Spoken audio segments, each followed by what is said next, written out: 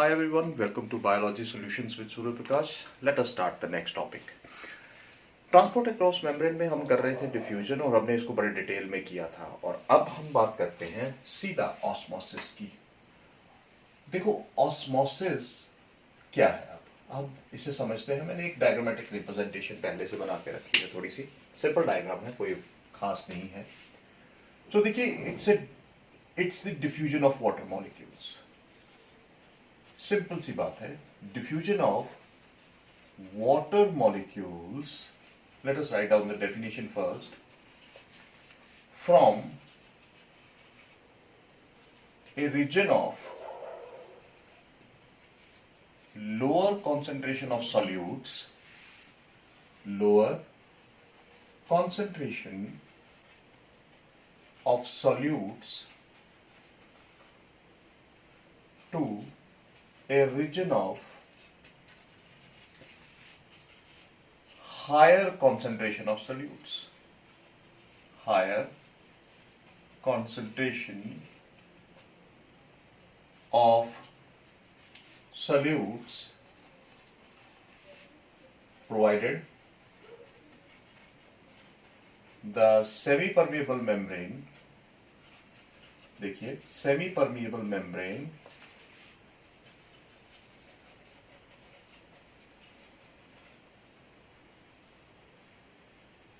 is not permeable or is impermeable, ये लिखना जरूरी है, to solutes.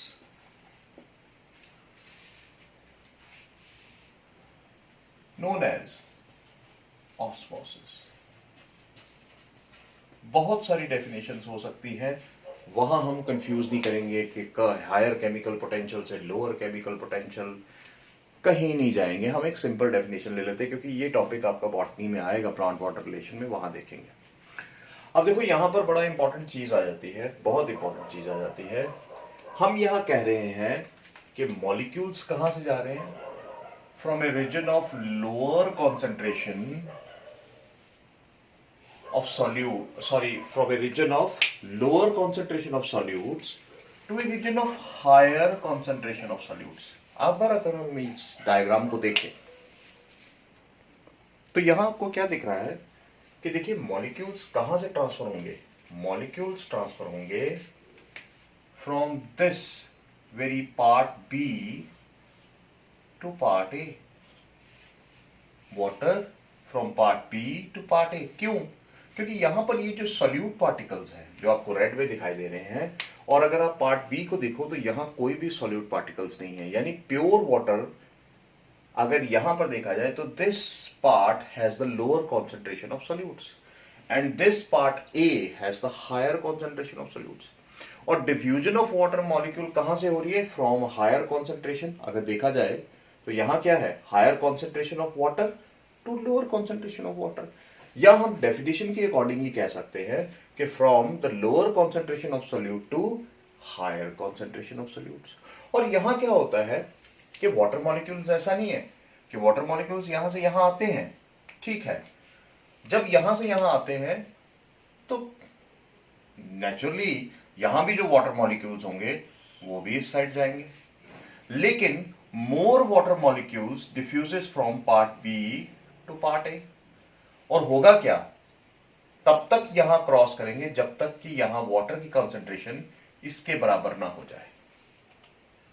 और इस वजह से क्या होगा, देखो यहां पर जो लेवल है, the level in the part A changes, वो ऊपर चला जाएगा, इट विल रेज्ड। और यहां जो लेवल है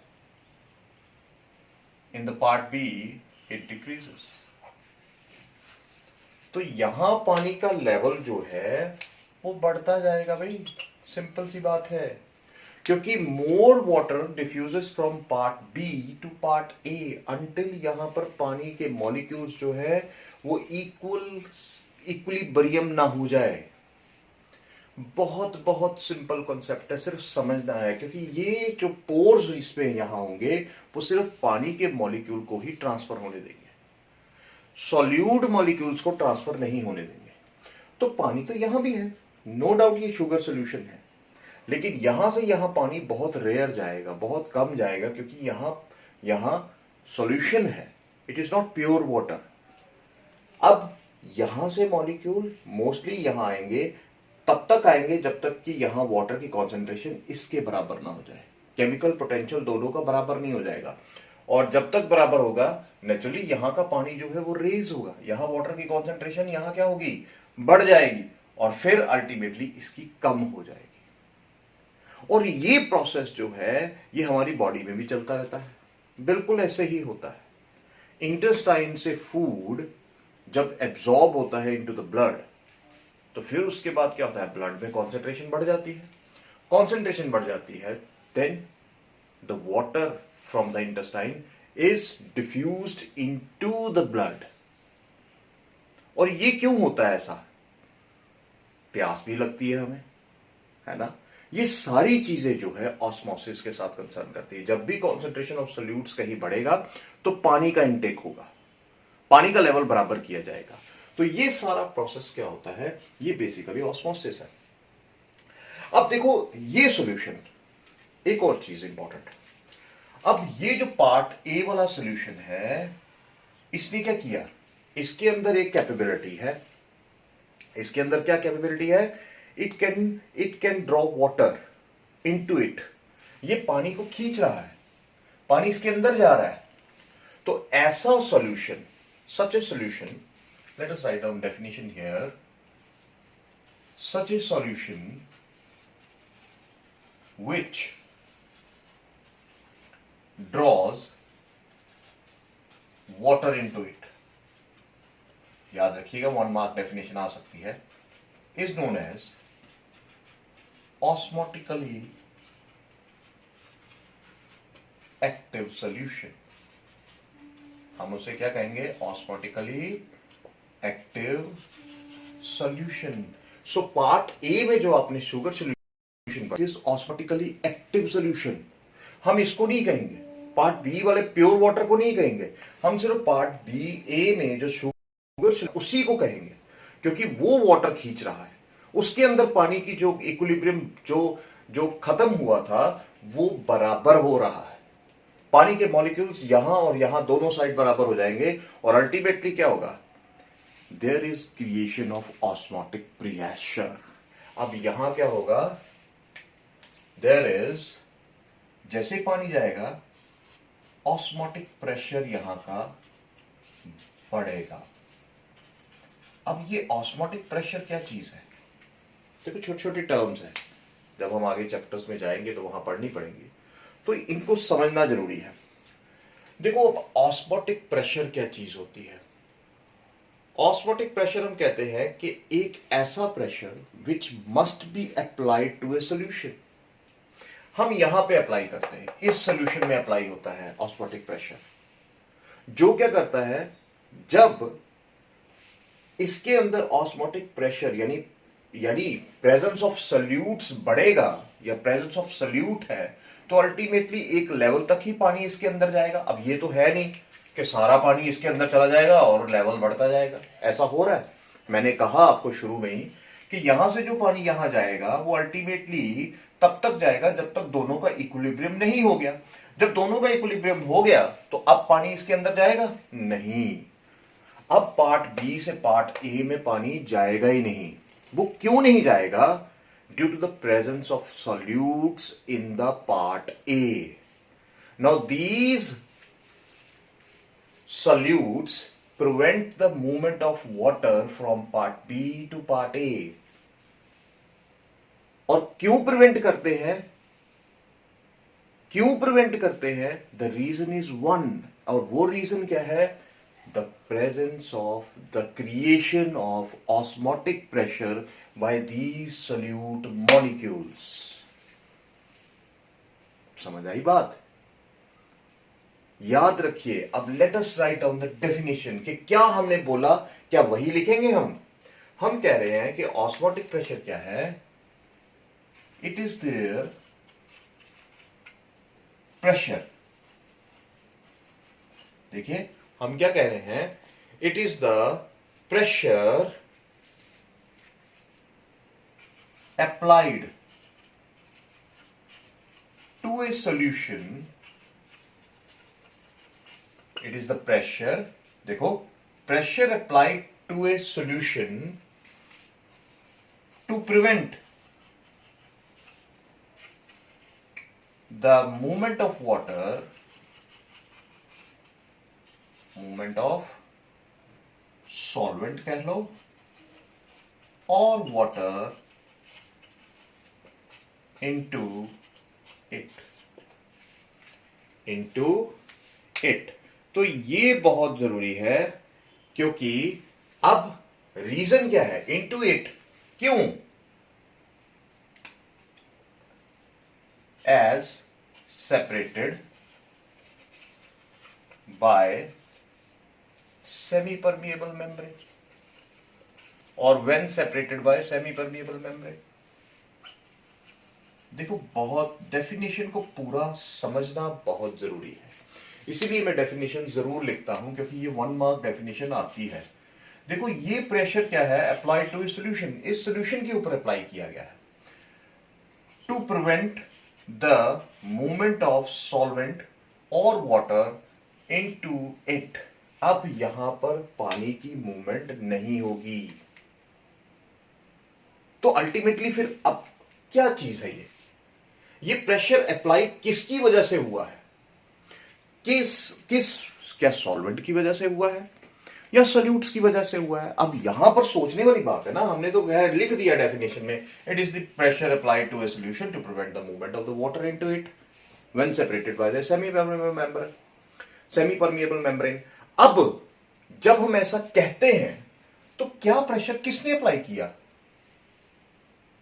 very important, it is the pressure exerted by the solute molecules, or pressure exerted by the solute molecules to prevent the entry of solvent मैं ऐसे लिख देता हूं इसी डायग्राम के हिसाब से, फ्रॉम पार्ट बी और प्योर वाटर।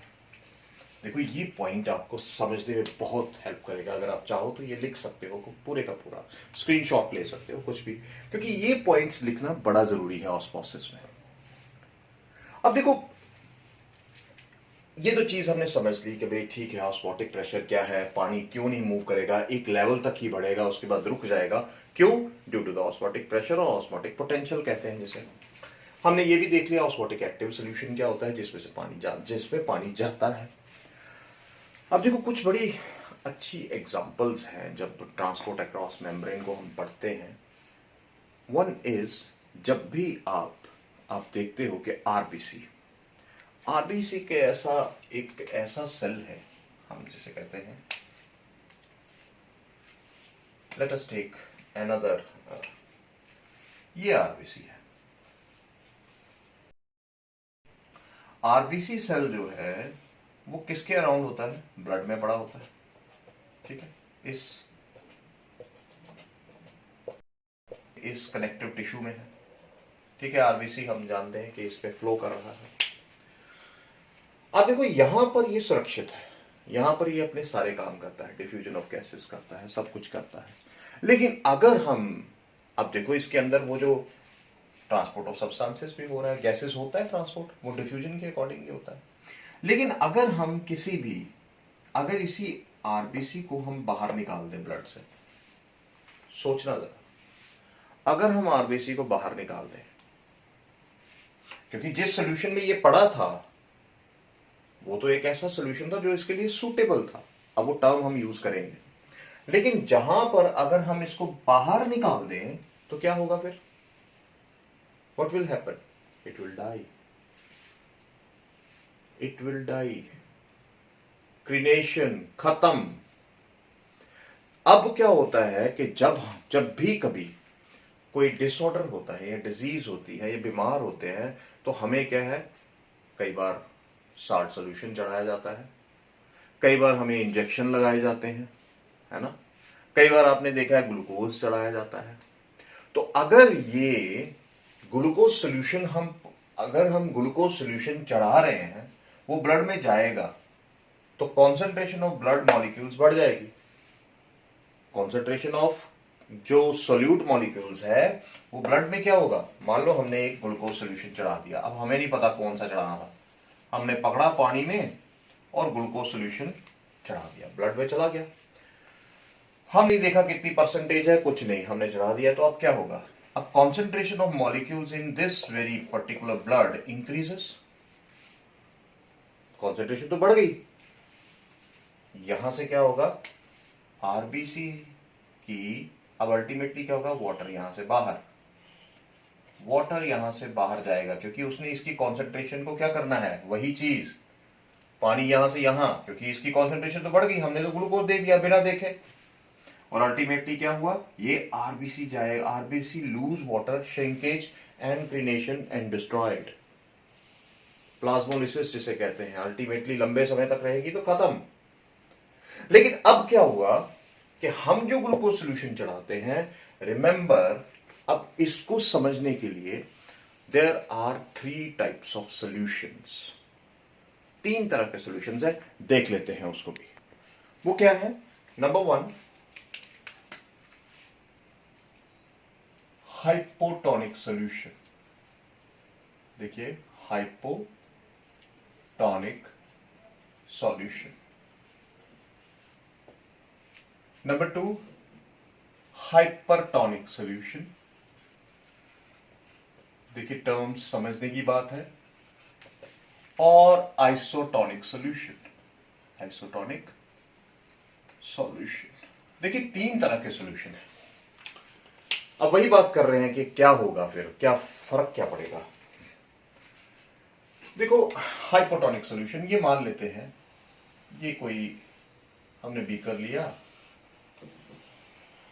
और इसमें है एक सॉल्यूशन पड़ा हुआ, सब में हम ऐसे ही डाल देते हैं, सब बीकर्स पे। यहां क्या है, यहां भी हम सॉल्यूशन डाल देते हैं। सॉल्यूशन कौन सा होगा, हम जिसकी बात कर रहे हैं, हाइपोटोनिक सॉल्यूशन डाल देते हैं। और यहां क्या हम करते हैं, यहां हम वो सॉल्यूशन डालते हैं जिसका नाम लिखा है आइसोटोनिक सॉल्यूशन। अब हमें पता तो है नहीं ये क्या है, हमने डाल दिया। अब हाइपोटोनिक सॉल्यूशन क्या होता है, और इसमें हमने एक डाल दिया, ये हमने रख दिया कोई सेल,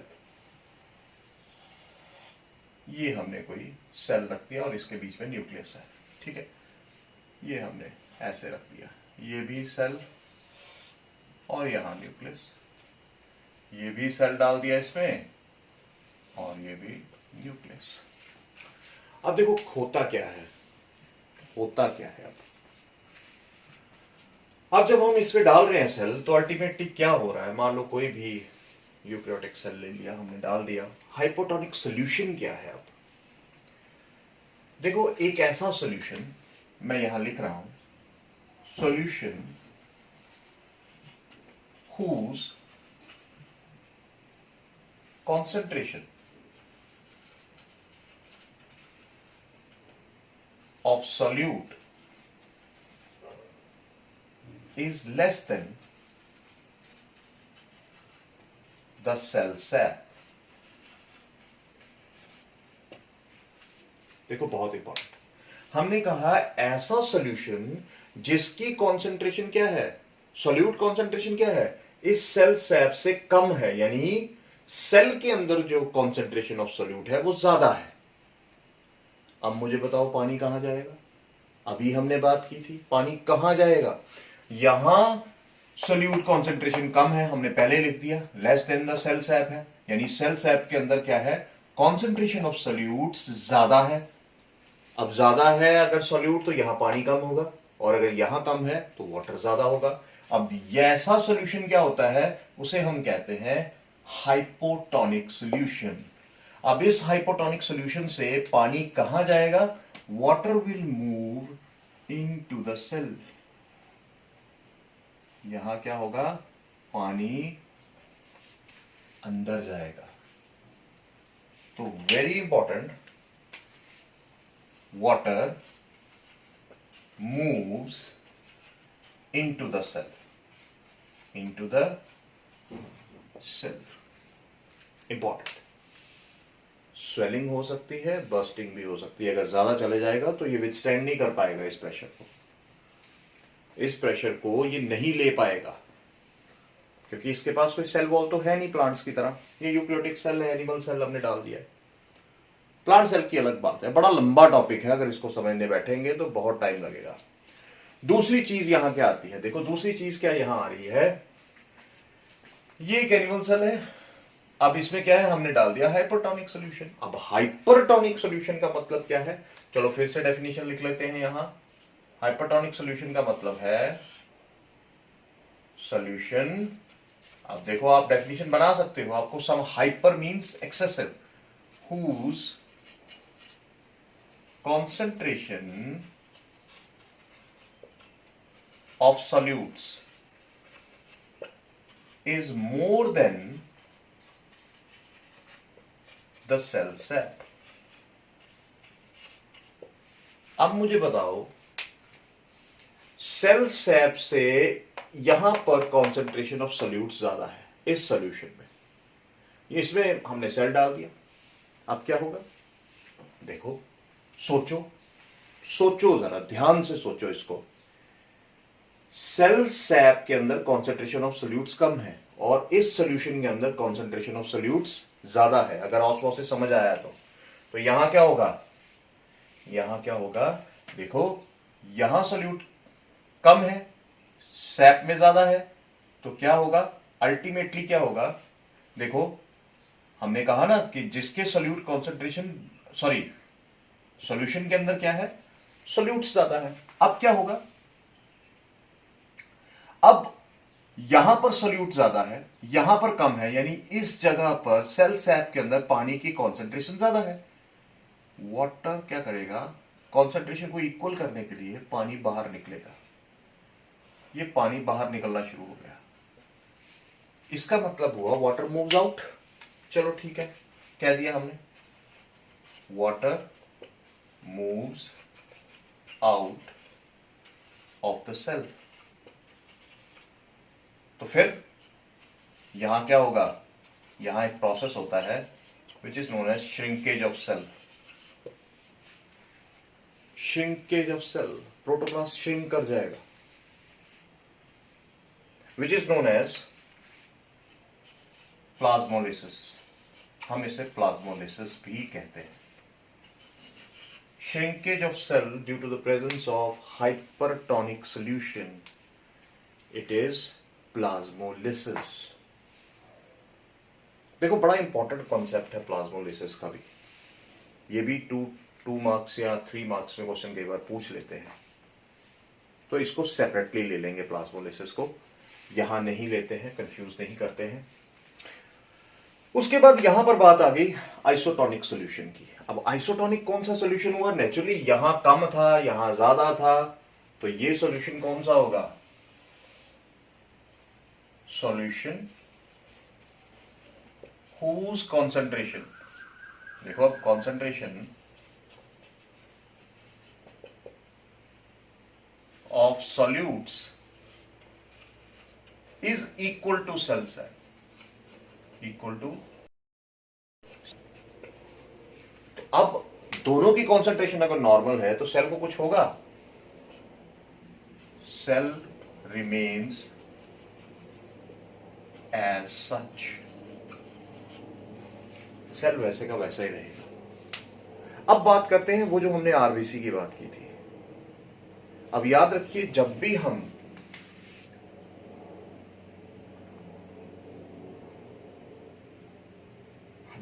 हम कोई भी ग्लूकोज सॉल्यूशन चढ़ाते हैं, कोई भी ग्लूकोज सॉल्यूशन डेक्सट्रोज लेते हैं ना, तो वो क्या होता है, इट इज 5% ग्लूकोज सॉल्यूशन होता है. And 5% glucose solution is isotonic to blood. Isotonic to blood. और blood cells. तो blood cells में कोई चेंज आएगी, कुछ नहीं होगा. They remain as such. कोई क्रीनेशन नहीं होगी, कोई सेल बर्स्टिंग नहीं होगी. उसी तरह से अगर हम साल्ट सोल्यूशन की बात करते हैं तो साल्ट सोल्यूशन भी जो होता है, जो हम लेते हैं कई बार, that is 0.9% isotonic to blood. 0.9% होता है, और इससे ऊपर नीचे कोई भी होगा that is हाइपरटोनिक और हाइपोटोनिक हो जाएगा। सो आइसोटोनिक टू ब्लड। और इसी वजह से क्या होता है, सेल को कोई भी नुकसान नहीं होता है। ये चीजें बड़ी ध्यान रखने वाली हैं। ऐसा नहीं कि आप कुछ भी लिख लो, ऑस्मोसिस में कुछ भी हो जाए। अब देखो ऑस्मोसिस की अगर हम यहां पर टाइप्स देखें, देखो टाइप्स देखते हैं। मैं यहां एक रेड में छोटा सा एक टॉपिक लिख देता हूं कि टाइप्स क्या है। देखो टाइप्स यहां ऑफ ऑस्मोसिस दो तरह की है, एक एंडोस्मोसिस एंड एक्सोस्मोसिस। एंडोस्मोसिस क्या हुआ जरा देखते हैं। देखो this is endosmosis, when the water moves into the cell due to the hypotonic solution। देखिए this is endosmosis। क्या हुआ, पानी कहां गया, moves into the cell due to hypotonic solution, it is endosmosis। अब समझ आया हमने क्यों सॉल्यूशंस पढ़े। और दूसरी चीज एक्सोस्मोसिस, एक्सोस्मोसिस कहां है, फिर ये हुई। डेफिनेशन क्या होगी, एनीबॉडी कमेंट में जरूर लिखो, बता रहा हूं।